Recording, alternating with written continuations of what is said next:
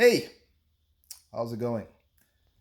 So I'm gonna be re-uploading this video because my story because I kind of rushed through it last time and I didn't really.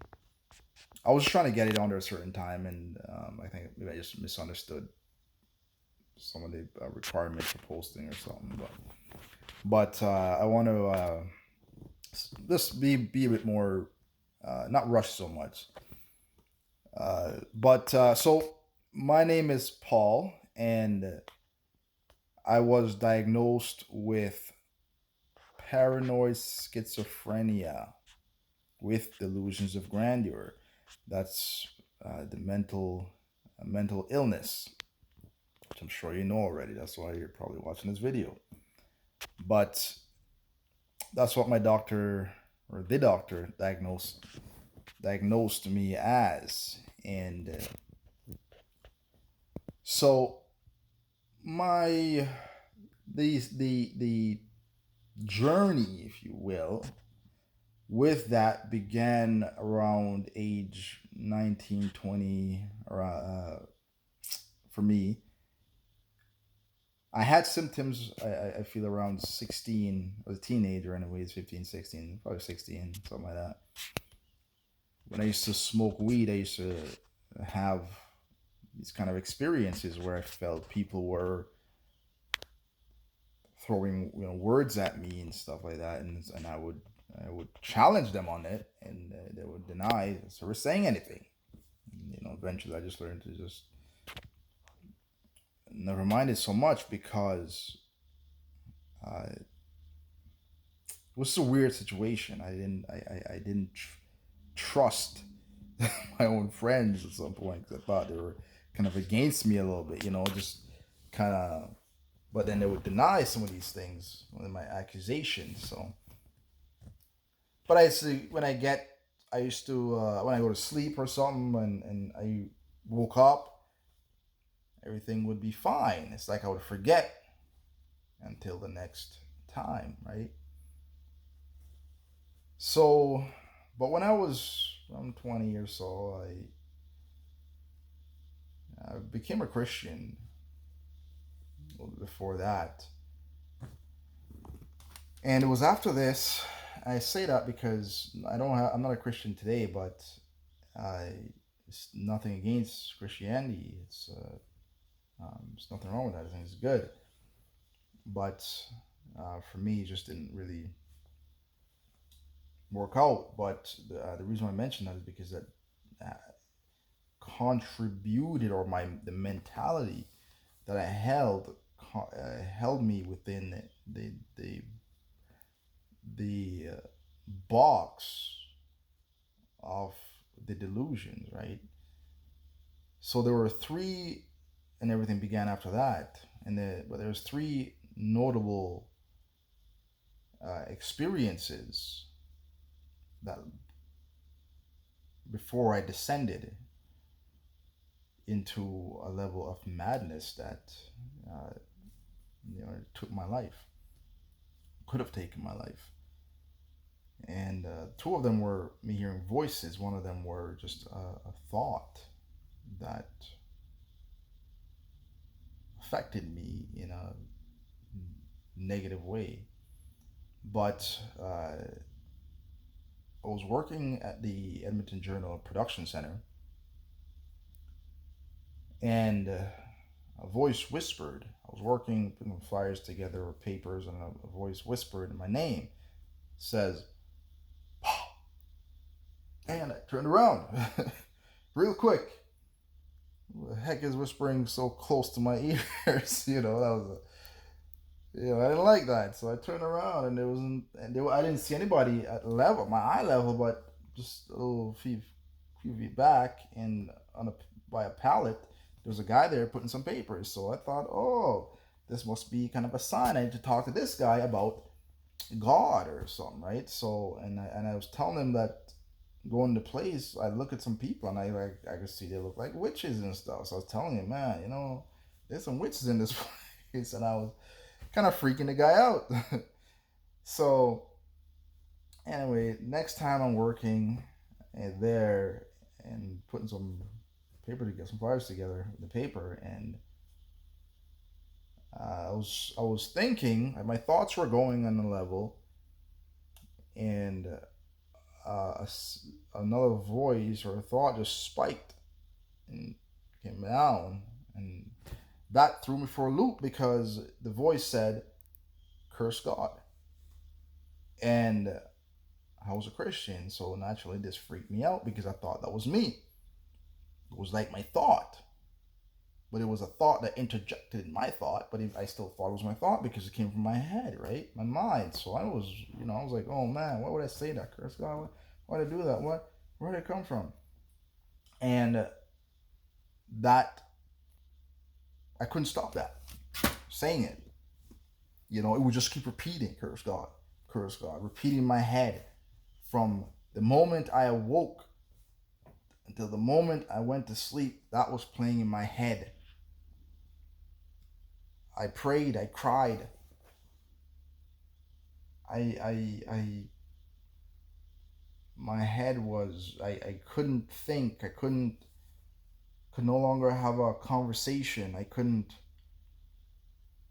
and I'm just there telling to shut up, shut up, shut up. Like it was just, sometimes it would feel like the top of my head lid would be missing, and all the thoughts, I couldn't hold back anything in. It was like my head was open and thoughts were just pouring out. I couldn't stop it. Uncontrollable things, things that were being said, and it's like I try to just pull it back and stuff like that. That's what it felt like. It was crazy. The next time I heard a voice, I was going to the back entrance of my mother's house, and the voice said, "I'll give you 10 days." So audible behind me again. I turned around. Nobody was there. I thought this was God or something, right? Because I was thinking about doing a fasting before that, and I assumed, well, this must be what it means. That's what I was trying to really not want to do, but not doing. So I figured, okay, that must be what it is, right? I knew better than that. Still done it, right? And I went the next day, quit my job, went on a fast. 43 days later, in terror for my life, I ran and ate. The time leading up to that 43rd day was just scary, to say the least. Voices, fear. I looked at myself in the mirror and I was just skin and bones. Thought I was gonna die. I prayed, God, should I continue this? And open a book. I looked. My eyes fell on the words, yes, keep going. I kept going.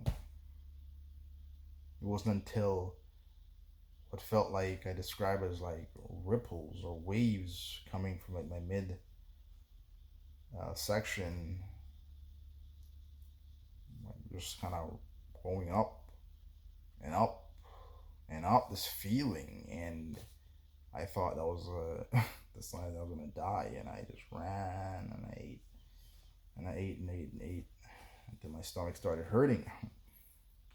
And I thought, okay, well, that's gotta be the sign. It's done. I feel it better now. I get some energy, and that was my mistake because things went worse, from bad to worse. Because now I started looking at my family, and it's like their faces were merged with a demonic being, and it's like the demon be pressing its way through their flesh.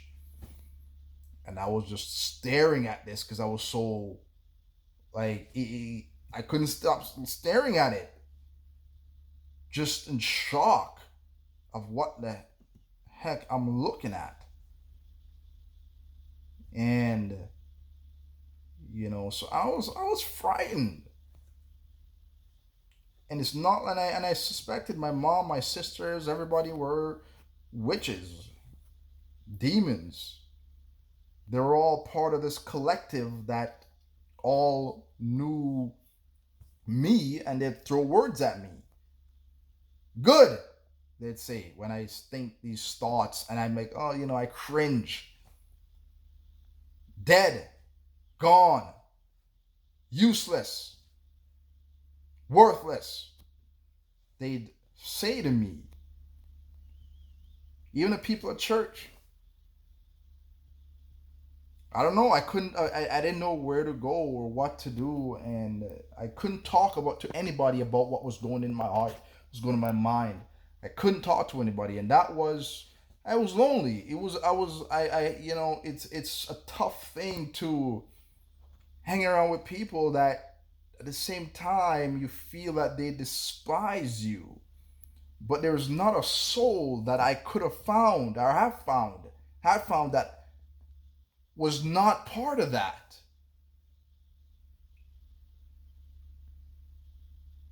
And so that was my existence, right? There's nobody I could confide in, nobody I could say, hey, this is what's going on.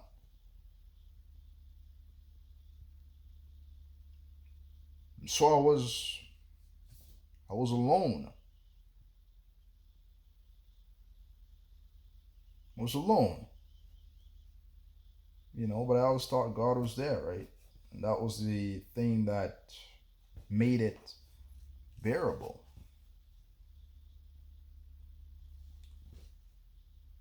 So, when I was seeing my mom and my sisters and stuff like that, and then from that moment, just the voices became worse.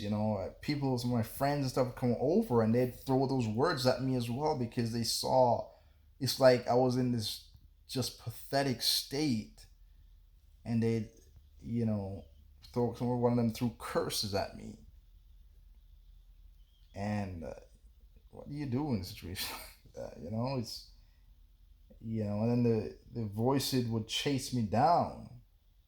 The voices that would chase me down, and it's like sometimes I would be in a corner curled up while the voices would assault me from above, try to frighten me.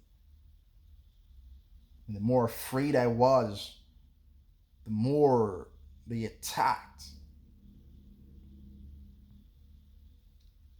My peripheral vision disappeared, and all I saw before me was darkness.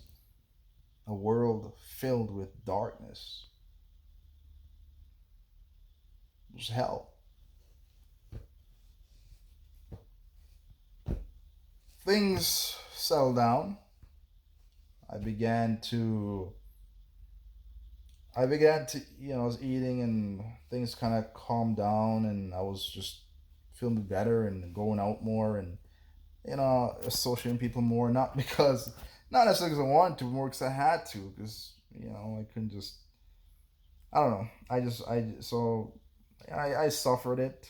It couldn't, I couldn't really hold meaningful conversations, because in my head, it's just the thing was just broken record, just playing, playing, playing, and I can't. But that's all I existed, and sure, a little while after, I went back to the fasting again. This time I did over maybe 30 something days. My mom called the cops on me. I was like puking and bile and all this stuff. She called the emergency services. They came, ambulance, and called. So I think it was ambulance the first time. Ambulance came and they took me in, took me to the hospital, and all that stuff. Uh, and the hospital, that's where I was diagnosed as a paranoid schizophrenia, with paranoid schizophrenia, and with delusions of grandeur. And it was just another heightened state of delusions, though, because again, the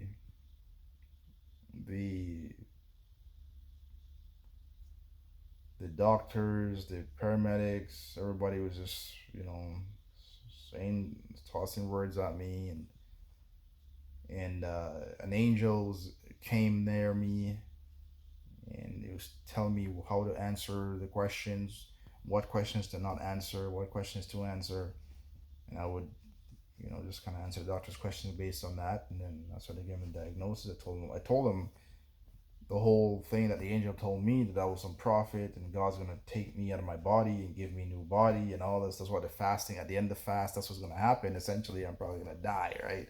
But that was the goal. But that's just what they told me. So and then so from there I got admitted to a hospital, and they put a tube up my nose because I wouldn't eat, and then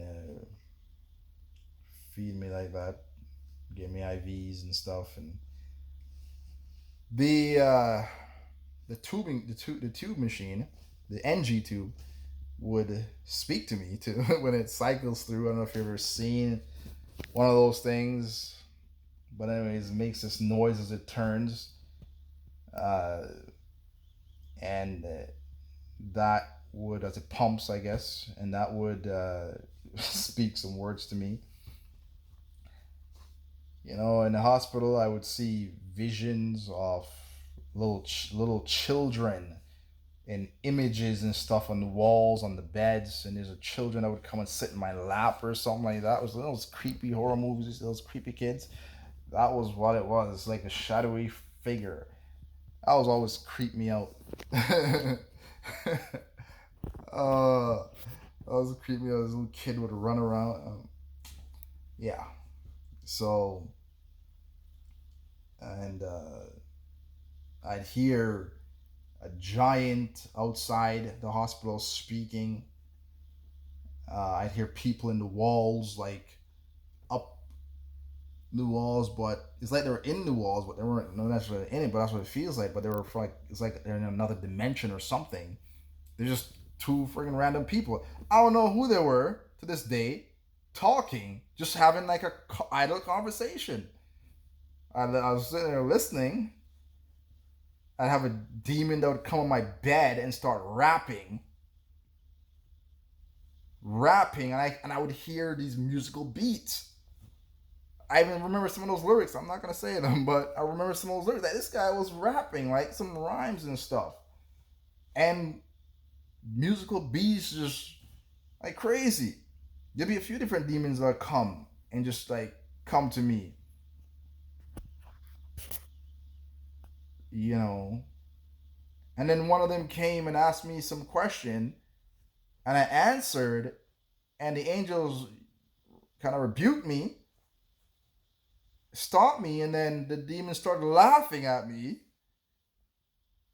because it deceived me into answering his question, and that he left, right? So, and it's like when he came, it's like my head kind of moved to exactly where he was, like he was sitting on the bed or something. But it's like my head just kind of called my name, and it's like my head just automatically shifted to where it was, and so, but I was on medication and all that stuff, and I was eating and all that because I wanted to get out of the hospital so I can do the fast all over again, right? So I didn't get taken on my body yet. So I'd done all that, went back out and home, and I kind of just hung around with people for a bit, just kind of, got along, and same stuff's happening though. The same people talking all this foolishness to me, voices in my head. No, that, the medication didn't help any of that. And, you know, some of the visions are there as well. The shadowy figures and stuff are still there. Uh, Images in the walls and stuff like that. And maybe the whole heightened situation that it wasn't there. Anyways, I think it might have been because I was fasting and stuff, starving myself. So that might have contributed to the whole hallucinations. And yeah, I'm sure it did. I would say. But and the same thing, I did the whole fasting thing a few more times, and uh, the same results, right back in the hospital and to the point where the doctor wanted to perform a surgery on me to make the tube permanent in my stomach because they felt like I was not going to get better pretty much. Then the doctor started to lose hope of my recovery, for my recovery. And that was one of the things he talked to my mother about and put me into a long term care. And my mom said no, thankfully. She was my legal guardian at the time. She became my legal guardian because I was deemed not capable of making decisions for my own health, right? So my mom became my legal guardian and she made decisions for me. And doctors would come. They did ECT on me as well. They took me there, gave me those electroconvulsive therapy, shocked my brains. And did that a few times to no avail. And tried a bunch of different meds, all different meds. I found myself right back there again. And so my mom said no to that, and for long-term care facility because my mom didn't drive, and she figured she would not be able to come see me as much. Where I was, she was able to get there, and my sisters would come visit me so as well. So it was just felt a little bit harder for everybody to come and visit me in the hospital. They brought me stuff all the time, and so she figured it's better to have me home for a bit, like I'm home for a few months, and then than to not have me home at all. So that definitely helped me uh, recover. So after that, though, I was in my care was transferred over to another doctor because this guy wasn't. They just wanted to try something different, from a different mind, different approach, I guess. And it was from when I was an outpatient, and I was visiting this doctor every so often. And before I went back, I came to a point where I wanted to die because a voice spoke to me, and it says something that I've heard all throughout the whole process. And for some reason, this time it just struck me differently. So, and I recognized this is not God. And so I just realized, okay, my whole situation, all this point was for nothing. And I felt just a deep feeling of despair. It's like I was plunged into another level of darkness. A depression came over me. I no longer wanted to live. I hated, and now hatred started to fill me because I thought if this was not God and this whole thing is happening, then there is no escape from me, right? Because that was my hope. And now the hope is cut off. What do I have now? Nothing but being hated. Therefore, I started to hate. And I wanted to, to hurt people, to kill, you know.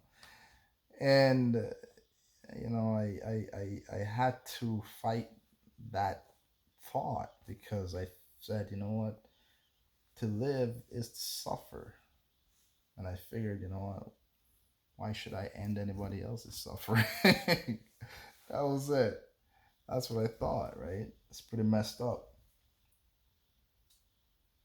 Yet still, within me, I used to walk the streets at night because I would be so, it used to rain, and I felt just this emptiness, just this emptiness that would just inside of me that was so large. I would cry at night. It would rain and I would just be out there because, when I look at the darkness, or even when it's before that with the clouds and all that, I felt just reflected something, the misery that I have inside of me now, and the world, there is no hope for me. I'm stuck with this madness, there's voices, there's people that hate me. There's no way out. And on top of that, my heart started to call for me to take a knife and plunge it in.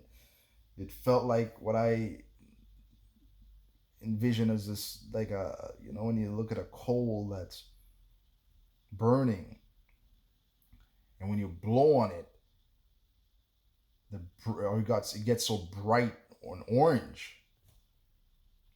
And that's what it felt like. The more I listened to this gentle burning inside my heart, the brighter it burned, and the harder, louder it called for me to take a knife and and I felt like the warm blood gushing out just touching it, reaching it would be so pleasurable. That's what it called. It was almost unbearable. And it was this moment where with all that was going on, the loneliness, the despair that I felt, just everything, when I went to finally heed that call on the edge of despair, I finally took my first step forward in years. I say it's my first step because I'm here today.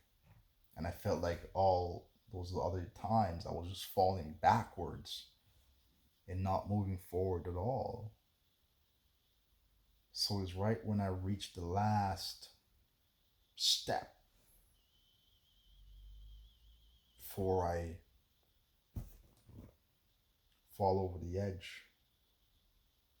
That was how close it came for me to finally start taking back my life. And that's what this story is about. It's about me taking back my life, how I got here.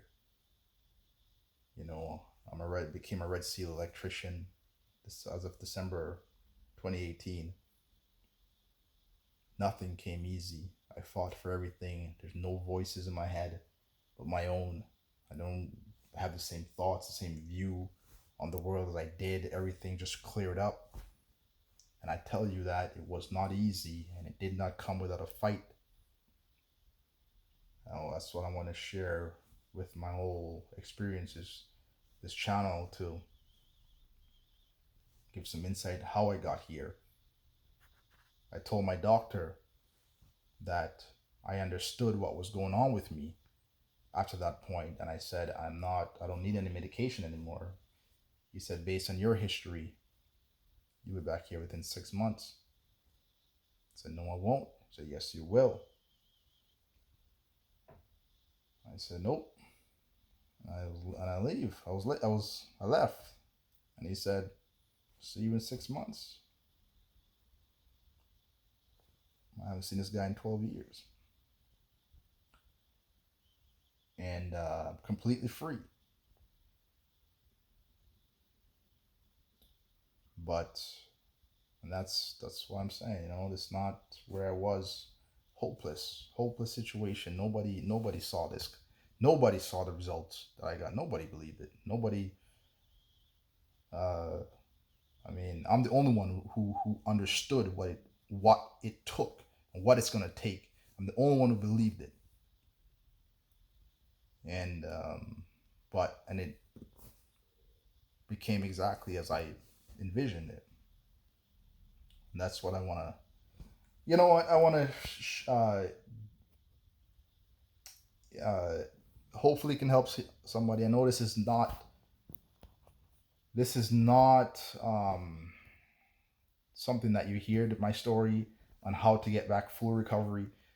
This is not something that you tend to the way that the methodology to it is not, it seems a little simplistic. And why shouldn't it be? Why should it be difficult and require some, anything more than what it is? I'm gonna get into that, but it is possible. You don't have to settle for anything less, and but hopefully somebody can help somebody. If it does, hopefully it does. If not, but it just it requires a change in mentality. It requires a change in the way we look at schizophrenia, mental illness, and ourselves. And it requires an active participation and intent in our conduct, in our speech, in our thought, in what we do, and can 100% bring you out of it. But